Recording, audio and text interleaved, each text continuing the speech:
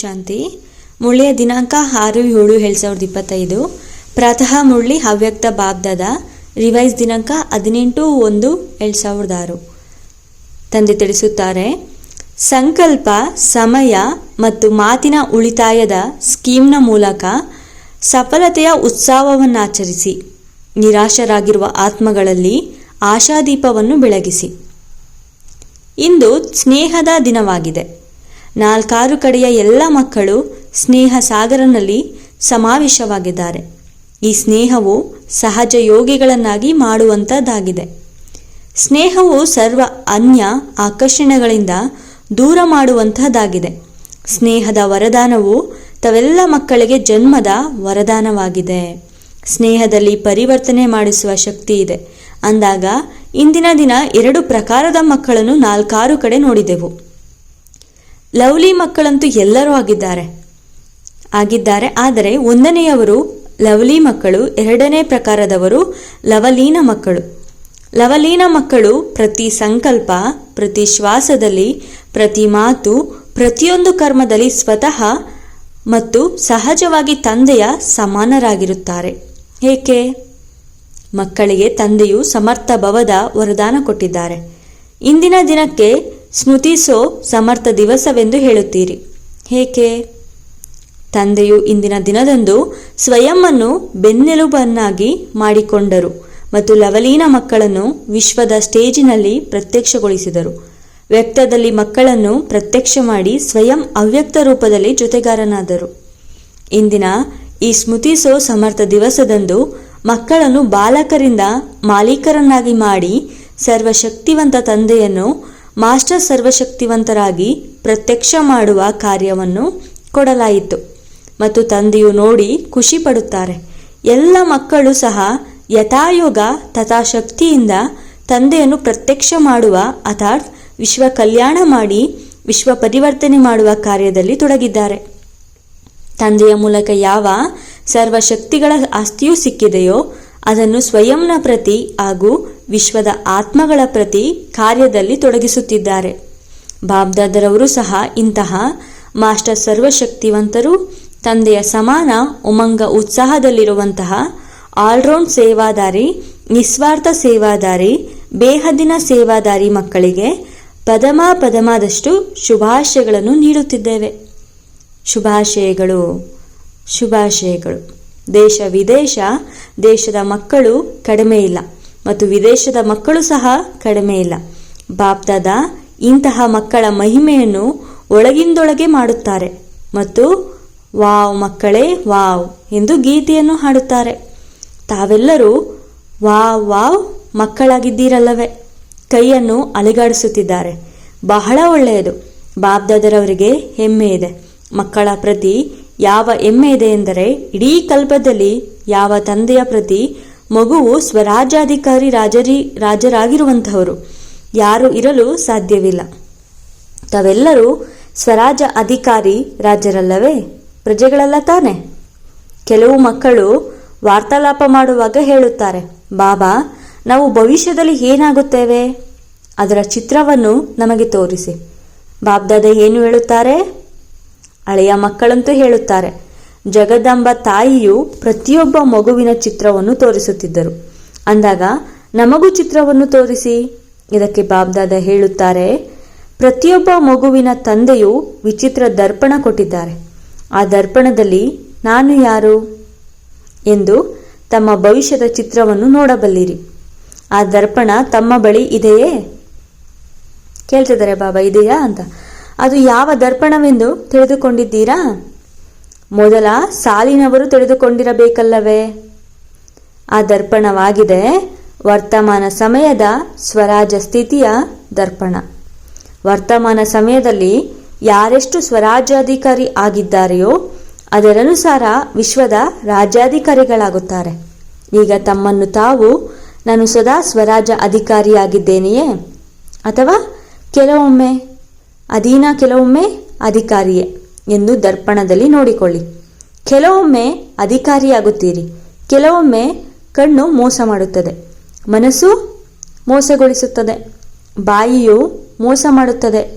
ಇನ್ನು ಕೆಲವೊಮ್ಮೆ ಕಿವಿಗಳು ಸಹ ಮೋಸಗೊಳಿಸುತ್ತದೆ. ವ್ಯರ್ಥ ಮಾತುಗಳನ್ನು ಕೇಳುವ ಆಸಕ್ತಿ ಬಂದುಬಿಡುತ್ತದೆ. ಒಂದು ವೇಳೆ ಯಾವುದೇ ಕರ್ಮೇಂದ್ರಿಯವು ಮೋಸಗೊಳಿಸುತ್ತದೆ, ಪರವಶರನ್ನಾಗಿ ಮಾಡುತ್ತದೆ ಎಂದರೆ ಇದರಿಂದ ಸಿದ್ಧವಾಗುತ್ತದೆ. ತಂದೆಯ ಮೂಲಕ ಯಾವ ಸರ್ವಶಕ್ತಿಗಳು ವರದಾನದಲ್ಲಿ ಸಿಕ್ಕಿದೆ ಹಾಗೂ ಆಸ್ತಿಯಲ್ಲಿ ಸಿಕ್ಕಿದೆಯೋ ಆ ಕಂಟ್ರೋಲಿಂಗ್ ಪವರ್, ರೂಲಿಂಗ್ ಪವರ್ ಇಲ್ಲ ಅಂದಾಗ ಆಲೋಚಿಸಿ.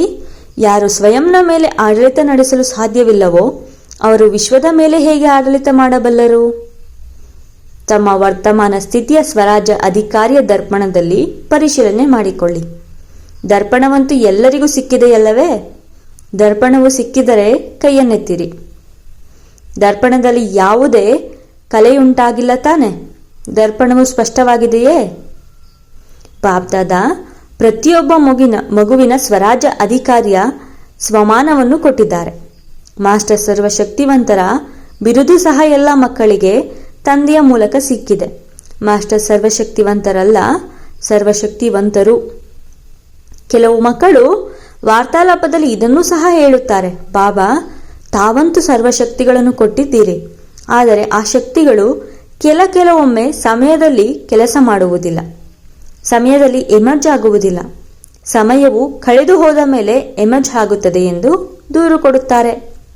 ಇದಕ್ಕೆ ಕಾರಣವೇನಾಗುತ್ತದೆ? ಯಾವ ಸಮಯದಲ್ಲಿ ಯಾವ ಶಕ್ತಿಯನ್ನು ಆಹ್ವಾನ ಮಾಡುತ್ತೀರೋ ಆ ಸಮಯದಲ್ಲಿ ಪರಿಶೀಲನೆ ಮಾಡಿಕೊಳ್ಳಿ. ನಾನು ಮಾಲೀಕನಾಗಿ ಆಸನದ ಮೇಲೆ ಸ್ಥಿತನಾಗಿದ್ದೇನೆಯೇ? ಒಂದು ವೇಳೆ ಯಾರಾದರೂ ಆಸನದ ಮೇಲೆ ಸ್ಥಿತರಾಗಿಲ್ಲವೆಂದರೆ ಅಂಥವರ ಆಜ್ಞೆಯನ್ನು ಯಾರೂ ಪಾಲಿಸುವುದಿಲ್ಲ. ಸ್ವರಾಜ್ಯ ಅಧಿಕಾರಿಯಾಗಿದ್ದೇನೆ, ಮಾಸ್ಟರ್ ಸರ್ವಶಕ್ತಿವಂತನಾಗಿದ್ದೇನೆ, ತಂದೆಯ ಮೂಲಕ ಆಸ್ತಿ ಮತ್ತು ವರದಾನಕ್ಕೆ ಅಧಿಕಾರಿಯಾಗಿದ್ದೇನೆ. ಈ ಸ್ಥಿತಿಯ ಆಸನದಲ್ಲಿ ಸ್ಥಿತರಾಗಿ ನಂತರ ಆಜ್ಞೆ ಮಾಡಿ. ಏನು ಮಾಡಲಿ, ಹೇಗೆ ಮಾಡಲಿ ಆಗುತ್ತಿಲ್ಲವೆಂದು ಆಸನದ ಕೆಳಗೆ ಕುಳಿತು ಆಸನದಿಂದ ಇಳಿದು ಆಜ್ಞೆ ಮಾಡುತ್ತೀರಿ. ಆಗ ಅದನ್ನು ಪಾಲಿಸುವರೇ? ಈಗಿನ ಕಾಲದಲ್ಲಿಯೂ ಒಂದು ವೇಳೆ ಯಾರಾದರೂ ಪ್ರಧಾನಮಂತ್ರಿಯಾಗಿದ್ದಾರೆ, ಆಸನದಲ್ಲಿದ್ದಾರೆ ಮತ್ತು ಅವರು ಆಸನದಿಂದ ಕೆಳಗಿಳಿದ ಮೇಲೆ ಯಾರಾದರೂ ಅವರ ಆಜ್ಞೆಯನ್ನು ಪಾಲಿಸುವರೇ? ಅಂದಾಗ ಪರಿಶೀಲನೆ ಮಾಡಿಕೊಳ್ಳಿ, ಆಸನದ ಮೇಲೆ ಸ್ಥಿತನಾಗಿದ್ದೇನೆಯೇ? ಅಧಿಕಾರಿಯಾಗಿ ಆಜ್ಞೆ ಮಾಡುತ್ತೇನೆಯೇ? ತಂದೆಯು ಪ್ರತಿಯೊಬ್ಬ ಮಗುವಿಗೆ ಅಥಾರಿಟಿಯನ್ನು ಕೊಟ್ಟಿದ್ದಾರೆ. ಇದು ಪರಮಾತ್ಮನ ಅಥಾರಿಟಿಯಾಗಿದೆ. ಯಾವುದೇ ಆತ್ಮನ ಅಥಾರಿಟಿಯೂ ಸಿಕ್ಕಿಲ್ಲ. ಇದು ಮಹಾತ್ಮರ ಅಥಾರಿಟಿಯೂ ಅಲ್ಲ, ಪರಮಾತ್ಮನ ಅಥಾರಿಟಿಯಾಗಿದೆ. ಅಂದ ಮೇಲೆ ಅಥಾರಿಟಿ ಮತ್ತು ಅಧಿಕಾರ ಈ ಸ್ಥಿತಿಯಲ್ಲಿ ಸ್ಥಿತರಾಗಿ ಯಾವುದೇ ಶಕ್ತಿಗೆ ಆಜ್ಞೆ ಮಾಡಿ, ಆಗ ಅದು ಆಯಿತು ಪ್ರಭು ಎಂದು ಹೇಳಿ ಹಾಜರಾಗಿ ಬಿಡುವುದು. ಸರ್ವಶಕ್ತಿಗಳ ಮುಂದೆ ಈ ಮಾಯೆ, ಪ್ರಕೃತಿ, ಸ್ವಭಾವ, ಸಂಸ್ಕಾರ ಎಲ್ಲವೂ ದಾಸಿಯಾಗಿ ಬಿಡುತ್ತದೆ. ಮಾಲೀಕರು ನಮಗೆ ಆಜ್ಞೆ ನೀಡಲಿ ಎಂದು ತಾವು ಮಾಲೀಕರಿಗಾಗಿ ಕಾಯುತ್ತಿರುತ್ತದೆ. ಇಂದು ಸಮರ್ಥ ದಿವಸವಲ್ಲವೇ? ಆದ್ದರಿಂದ ಬಾಬ್ದಾದ ಮಕ್ಕಳಲ್ಲಿ ಯಾವ ಯಾವ ಸಮರ್ಥವಿದೆ ಎಂಬುದನ್ನು ರಿವೈಸ್ ಮಾಡಿಸುತ್ತಿದ್ದಾರೆ, ಅಂಡರ್ಲೈನ್ ಮಾಡಿಸುತ್ತಿದ್ದಾರೆ. ಮಕ್ಕಳು ಸಮಯಕ್ಕೆ ಏಕೆ ಶಕ್ತಿಹೀನರಾಗಿ ಬಿಡುತ್ತೀರಿ? ಬಾಬ್ದಾದ ನೋಡಿದರು ಮೆಜಾರಿಟಿ ಮಕ್ಕಳಲ್ಲಿ ಲೀಕೇಜ್ ಇದೆ. ಶಕ್ತಿಗಳು ಲೀಕೇಜ್ ಆಗುವ ಕಾರಣ ಕಡಿಮೆಯಾಗಿ ಬಿಡುತ್ತದೆ. ಮತ್ತು ವಿಶೇಷವಾಗಿ 2 ಮಾತುಗಳ ಲೀಕೇಜ್ ಇದೆ. ಅವೆರಡು ಮಾತುಗಳಾಗಿವೆ ಸಮಯ ಮತ್ತು ಸಂಕಲ್ಪ. ಈ ಸಮಯ ಮತ್ತು ಸಂಕಲ್ಪ ವ್ಯರ್ಥವಾಗಿ ಹೋಗುತ್ತಿದೆ. ಕೆಟ್ಟದಾಗಿರುವುದಿಲ್ಲ, ಆದರೆ ವ್ಯರ್ಥ. ಸಮಯದಲ್ಲಿ ಕೆಟ್ಟ ಕಾರ್ಯವನ್ನಂತೂ ಮಾಡುವುದಿಲ್ಲ, ಆದರೆ ಜಮಾ ಸಹ ಮಾಡಿಕೊಳ್ಳುವುದಿಲ್ಲ. ಕೇವಲ ಇಂದು ಏನು ಕೆಟ್ಟದ್ದು ಮಾಡಲಿಲ್ಲವಲ್ಲ ಎಂದು ನೋಡಿಕೊಳ್ಳುತ್ತಾರೆ. ಆದರೆ ಇಂದು ಏನನ್ನು ಜಮಾ ಮಾಡಿಕೊಂಡೆನೋ? ಕಳೆಯುವುದಂತೂ ಕಳೆಯಲಿಲ್ಲ, ಆದರೆ ಸಂಪಾದನೆ ಮಾಡಿಕೊಂಡೆನಾ? ದುಃಖವನ್ನಂತೂ ಕೊಡಲಿಲ್ಲ, ಆದರೆ ಎಷ್ಟು ಮಂದಿಗೆ ಸುಖ ಕೊಟ್ಟೆನೋ? ಯಾರನ್ನು ಅಶಾಂತ ಮಾಡಲಿಲ್ಲ, ಆದರೆ ಶಾಂತಿಯ ವೈಬ್ರೇಷನ್ ಎಷ್ಟು ಹರಡಿದೆನೋ? ಶಾಂತಿ ದೂತನಾಗಿ ಎಷ್ಟು ಆತ್ಮನಿಗೆ ಶಾಂತಿಯನ್ನು ಕೊಟ್ಟೆನೋ? ವಾಯುಮಂಡಲದ ಮೂಲಕ ಅಥವಾ ಮುಖದ ಮೂಲಕ, ಇಲ್ಲವೇ ವೈಬ್ರೇಷನ್ ಮೂಲಕ. ಏಕೆಂದರೆ ನಿಮಗೆ ತಿಳಿದಿದೆ ಇದು ಅತೀ ಕಡಿಮೆ ಸಮಯವಿದೆ. ಇದು ಪುರುಷೋತ್ತಮ ಕಲ್ಯಾಣಕಾರಿ ಜಮಾ ಮಾಡಿಕೊಳ್ಳುವ ಸಮಯವಾಗಿದೆ. ಈಗಿಲ್ಲದಿದ್ದರೆ ಇನ್ನೆಂದಿಗೂ ಇಲ್ಲ. ಇದು ಪ್ರತಿ ಗಳಿಗೆ ನೆನಪಿರಲಿ. ಮಾಡೋಣ ಆಗಿ ಬಿಡುವುದು ಈ ರೀತಿ ಅಲ್ಲ. ಈಗಿಲ್ಲದಿದ್ದರೆ ಇನ್ನೆಂದಿಗೂ ಇಲ್ಲ. ಬ್ರಹ್ಮ ತಂದೆಯದು ಇದೇ ತೀವ್ರಗತಿಯ ಪುರುಷಾರ್ಥವಿತ್ತು. ಆದ್ದರಿಂದ ನಂಬರ್ 1 ಗುರಿಯನ್ನು ತಲುಪಿದರು. ಅಂದಾಗ ತಂದೆಯು ಯಾವ ಸಾಮರ್ಥ್ಯವನ್ನು ಕೊಟ್ಟಿದ್ದಾರೆ, ಇದು ಸಮರ್ಥ ದಿವಸದಂದು ನೆನಪು ಬಂದಿತಲ್ಲವೇ. ಉಳಿತಾಯದ ಸ್ಕೀಮ್ ಮಾಡಿ. ಸಂಕಲ್ಪದ ಉಳಿತಾಯ, ಸಮಯದ ಉಳಿತಾಯ, ವಾಣಿಯ ಉಳಿತಾಯ. ಯಾವುದು ಯಥಾರ್ಥ ಮಾತಲ್ಲವೋ ಆ ಯಥಾರ್ಥ ವ್ಯರ್ಥ ಮಾತಿನ ಉಳಿತಾಯ.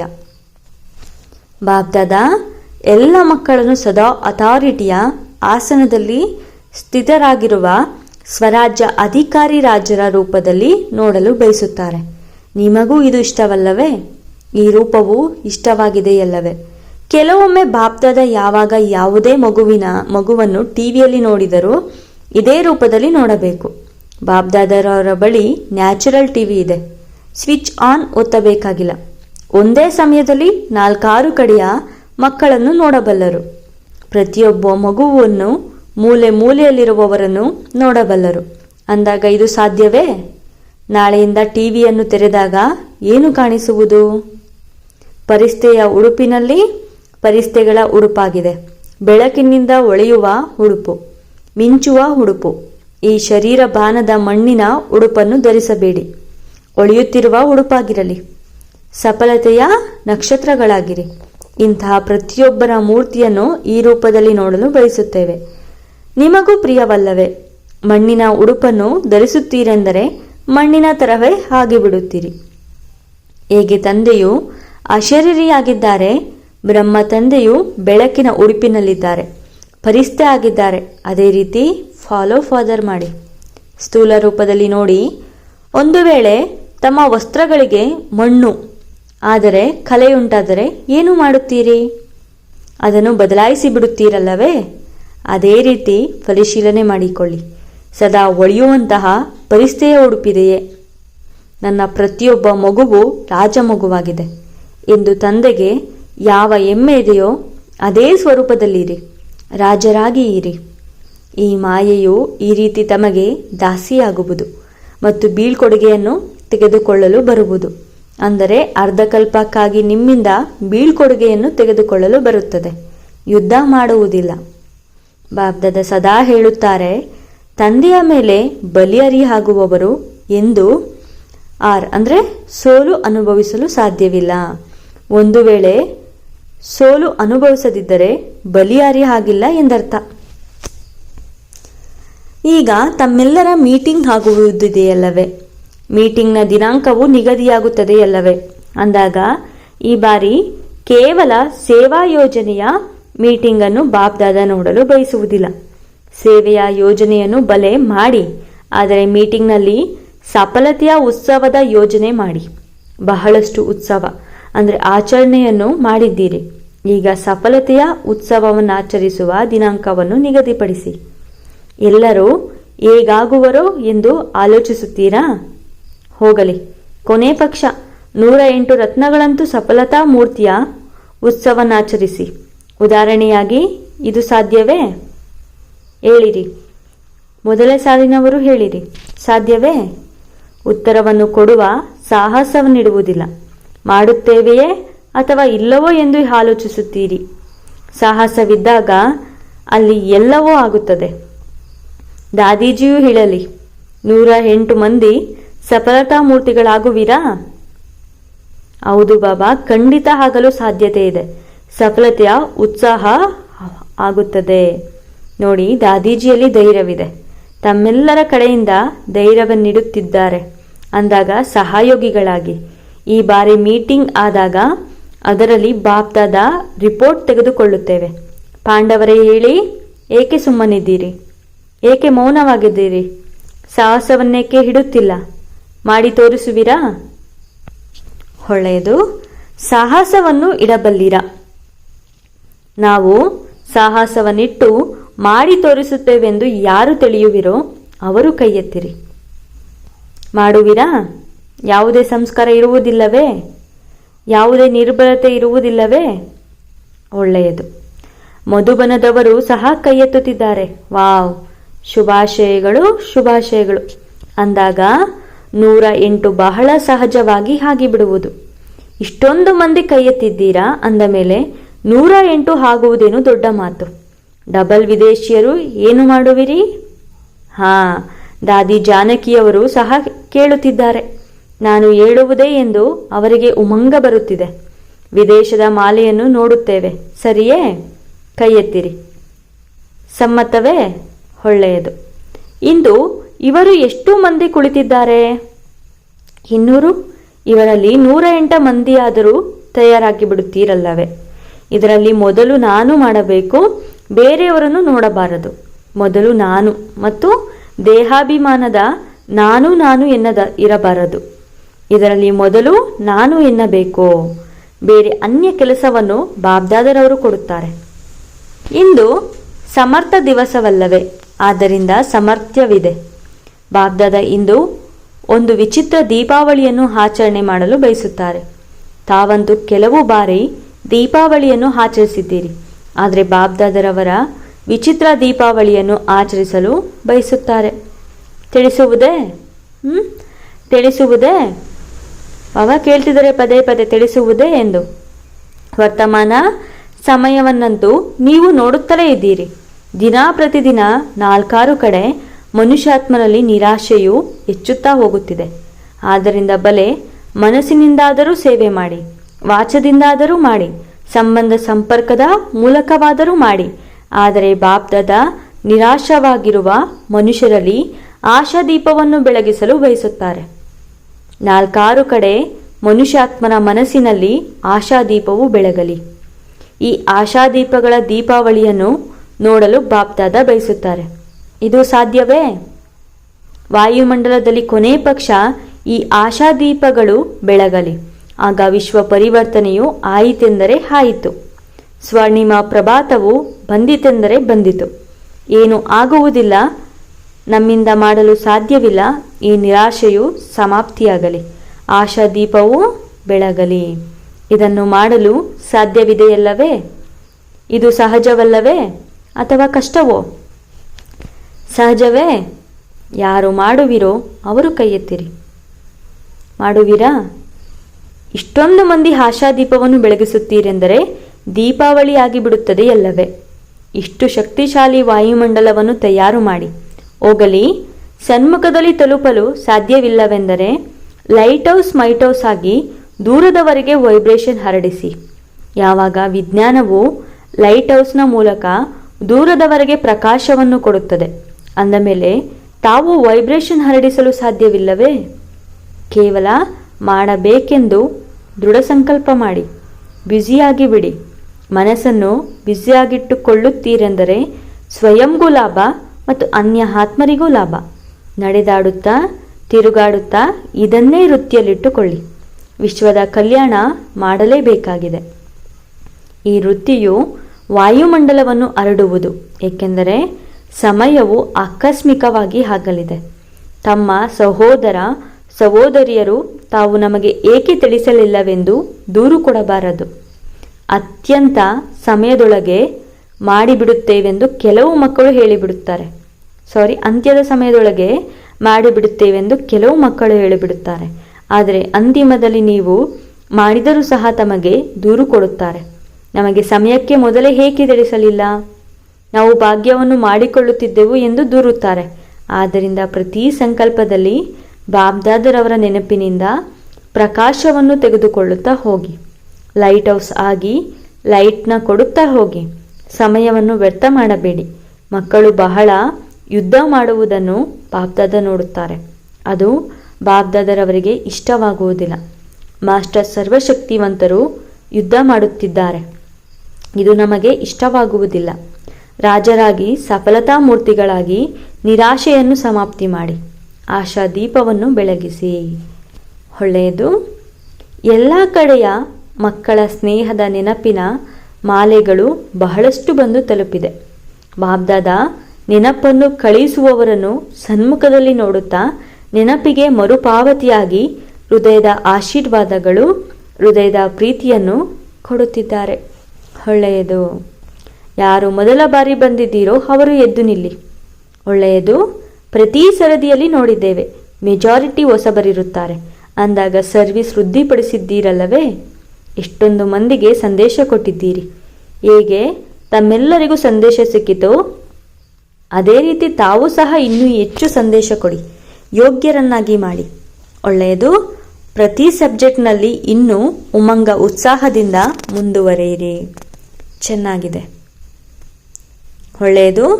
ಈಗ ಲಕ್ಷ್ಯವನ್ನಿಡಿ ನಡೆದಾಡುತ್ತಾ ತಿರುಗಾಡುತ್ತಾ ಮನಸ್ಸ ವಾಚ ಇಲ್ಲವೇ ಕರ್ಮಣ ಸೇವೆ ಇಲ್ಲದೆ ಇರಲೇಬಾರದು ಮತ್ತು ನೆನಪಿಲ್ಲದೆಯೂ ಇರಬಾರದು. ನೆನಪು ಮತ್ತು ಸೇವೆ ಸದಾ ಜೊತೆಯಲ್ಲಿರಲಿ. ಇಷ್ಟು ತಮ್ಮನ್ನು ಬ್ಯುಸಿಯಾಗಿಟ್ಟುಕೊಳ್ಳಿ, ನೆನಪಿನಲ್ಲಿಯೂ ಹಾಗೂ ಸೇವೆಯಲ್ಲಿಯೂ. ಖಾಲಿ ಇರುತ್ತೀರೆಂದರೆ ಮಾಯೆಯು ಬರಲು ಅವಕಾಶ ಸಿಗುತ್ತದೆ. ಇಷ್ಟು ಬ್ಯುಸಿಯಾಗಿರಿ, ಅದರಿಂದ ದೂರದಿಂದಲೇ ಮಾಯೆಯು ಬರುವ ಸಾಹಸವಿಡಬಾರದು. ಮತ್ತೆ ತಂದೆಯ ಸಮಾನರಾಗುವ ಯಾವ ಲಕ್ಷ್ಯವನ್ನಿಟ್ಟಿದ್ದೀರಿ ಅದು ಸಹಜವಾಗಿ ಬಿಡುವುದು. ಪರಿಶ್ರಮ ಪಡಬೇಕಾಗುವುದಿಲ್ಲ. ಸ್ನೇಹಿ ಸ್ವರೂಪರಾಗಿರುತ್ತೀರಿ. ಒಳ್ಳೆಯದು. ಬಾಬ್ದಾದರವರ ನಯನಗಳಲ್ಲಿ ಸಮಾವೇಶವಾಗಿರುವ ಕಣ್ಮಣಿಗಳು ತಂದೆಯ ಸರ್ವ ಪ್ರಾಪ್ತಿಗಳಿಗೆ ಅಧಿಕಾರಿ ಶ್ರೇಷ್ಠಾತ್ಮಗಳು. ಸದಾ ಉಮಂಗ ಉತ್ಸಾಹದ ರೆಕ್ಕೆಗಳಿಂದ ಆರುವ ಮತ್ತು ಹಾರಿಸುವಂತಹ ಮಹಾವೀರ ಮತ್ತು ಮಹಾವೀರಿಣಿ ಮಕ್ಕಳಿಗೆ ಒಬ್ಬ ತಂದೆಯ ಸಂಸಾರವಾಗಿದ್ದಾರೆ. ಈ ಲಗಾನಿನಲ್ಲಿ ಮಗ್ನನಾಗಿರುವ ಲವಲೀನ ಮಕ್ಕಳಿಗೆ ಲವಲೀನರಾಗಿರುವ ಅರ್ಥಾತ್ ತಂದೆಯ ಸಮಾನ ಸಹಜ ಆಗುವುದು ಅಂದಾಗ ಲವ್ಲಿ ಮತ್ತು ಲವಲೀನ ಎರಡೂ ಪ್ರಕಾರದ ಮಕ್ಕಳಿಗೆ ಬಹಳ ಬಹಳ ಪದಮದಷ್ಟು ನೆನಪು ಪ್ರೀತಿ ಹಾಗೂ ನಮಸ್ತೆ. ಆತ್ಮಿಕ ಬಾಬ್ದಾದರವರಿಗೆ ಆತ್ಮಿಕ ಮಕ್ಕಳ ನೆನಪು ಪ್ರೀತಿ ಹಾಗೂ ನಮಸ್ತೆ ನಮಸ್ತೆ ನಮಸ್ತೆ. ವರದಾನ: ತಮ್ಮ ಪ್ರತಿ ಕರ್ಮ ಅಥವಾ ವಿಶೇಷತೆಯ ಮೂಲಕ ದಾತನ ಕಡೆ ಕೈ ತೋರಿಸುವಂತಹ ಸತ್ಯ ಸೇವಾದಾರಿ ಭವ. ವಿವರಣೆ: ಸತ್ಯ ಸೇವಾದಾರಿ ಯಾವುದೇ ಆತ್ಮಕ್ಕೆ ಸಹಯೋಗ ಕೊಟ್ಟು ಸ್ವಯಂನಲ್ಲಿ ಸಿಕ್ಕಿ ಹಾಕಿಸಿಕೊಳ್ಳುವುದಿಲ್ಲ. ಅವರು ಎಲ್ಲರ ಸಂಪರ್ಕವನ್ನು ತಂದೆಯ ಜೊತೆ ಮಾಡಿಸುತ್ತಾರೆ. ಅವರ ಪ್ರತಿ ಮಾತು ತಂದೆಯ ಸ್ಮೃತಿ ತರಿಸುವಂಥದ್ದಾಗಿರುತ್ತದೆ. ಅವರ ಪ್ರತಿ ಕರ್ಮದಿಂದ ತಂದೆ ಕಂಡುಬರುತ್ತಾರೆ. ಅವರಿಗೆ ಎಂದೂ ಇಂತಹ ಸಂಕಲ್ಪ ಸಹ ಬರುವುದಿಲ್ಲ, ನನ್ನ ವಿಶೇಷತೆಗೆ ಕಾರಣ ಈ ನನ್ನ ಸಹಯೋಗಿಯಾಗಿದ್ದಾರೆ ಎಂದು. ಒಂದು ವೇಳೆ ನಿಮ್ಮನ್ನು ನೋಡಿ ತಂದೆಯನ್ನು ನೋಡದೆ ಸೇವೆ ಮಾಡಿದರೆ ಆ ಸೇವೆಯಾಗಿರುವುದಿಲ್ಲ. ತಂದೆಯನ್ನು ಮರೆಸಿಬಿಟ್ಟರು. ಸತ್ಯ ಸೇವಾದಾರಿ ಸತ್ಯದ ಕಡೆ ಎಲ್ಲರ ಸಂಬಂಧವನ್ನು ಜೋಡಿಸುತ್ತಾರೆ, ಸ್ವಯಂನ ಕಡೆ ಅಲ್ಲ. ಸ್ಲೋಗನ್: ಯಾವುದೇ ಪ್ರಕಾರದ ಅರ್ಜಿ ಹಾಕುವ ಬದಲು ಸದಾ ರಾಜಿಯಾಗಿರಿ. ಅದತ್ತ ಸೂಚನೆ: ಸಂಕಲ್ಪ ಶಕ್ತಿಯನ್ನು ಜಮಾ ಮಾಡಿ ಶ್ರೇಷ್ಠ ಸೇವೆಗೆ ನಿಮಿತ್ತರಾಗಿ. ವಿವರಣೆ: ಶ್ರೇಷ್ಠ ಭಾಗ್ಯದ ಗೆರೆ ಎಳೆಯುವ ಆಧಾರವಾಗಿದೆ ಶ್ರೇಷ್ಠ ಸಂಕಲ್ಪ ಹಾಗೂ ಶ್ರೇಷ್ಠ ಕರ್ಮ. ಟ್ರಸ್ಟಿ ಆತ್ಮವಾಗಿರಲಿ ಅಥವಾ ಸೇವಾದಾರಿ ಆತ್ಮವಾಗಿರಲಿ, ಇಬ್ಬರಿಗೂ ಸಹ ಭಾಗ್ಯ ಮಾಡಿಕೊಳ್ಳಲು ಪೂರ್ತಿ ಚಾನ್ಸ್ ಇದೆ. ಯಾರು ಎಷ್ಟು ಭಾಗ್ಯ ಮಾಡಿಕೊಳ್ಳಲು ಬಯಸುತ್ತಾರೋ ಅಷ್ಟು ಮಾಡಿಕೊಳ್ಳಬಹುದು. ಓಂ ಶಾಂತಿ.